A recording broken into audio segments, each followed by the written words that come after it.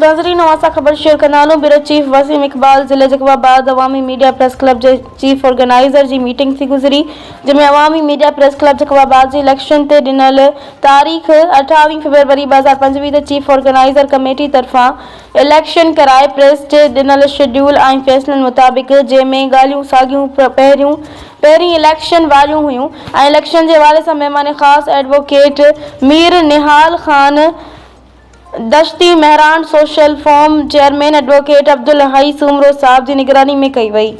ऐं हाणे जेको सदर इलेक्शन खटे आयो आहे इहो चेयरमैन सां मिली करे या जेकियूं ॻाल्हियूं ऑर्गेनाइज़र कमेटी सां थियल आहिनि ऐं ऑर्गेनाइज़र कमेटी बॉडी जो ऐलान कंदी इहो सभु दोस्तनि खे ऐं सदर खे क़बूल हूंदो। चेयरमैन बरक़रार आहे ऐं रहंदो छो जो हीअ इलेक्शन सदर जी हुई। बॉडी जो नोटिफिकेशन जो इख्तियारियात बि चीफ ऑर्गेनाइज़र कमेटी खे मिलियल आहे ऐं 3 महीननि जे हवाले सां ही इलेक्शन सदर जे कराई आहे जेको जी बहितरी लाइ कमु करे ॾेखारींदो। ॿी सूरत में चेयरमैन खे इख्तियारात हूंदा त 3 महीने खां पोइ सदर खे हटाए सघे थो लिखत मुताबिक़ जेका पहिरीं थियल आहे ऐं 1 साल लाइ मेंबरशिप मुकमल बंदि आहे। जेके ॻाल्हियूं रखियूं वयूं हुयूं उहे ख़बरुनि में रिकॉर्ड मौजूदु आहे ऐं 3 महीननि में प्रेस जे बहितरी करे ॾेखारींदो। चीफ ऑर्गेनाइज़र कमेटी रज़ा दश्ती ऑर्गेनाइज़र अब्दुल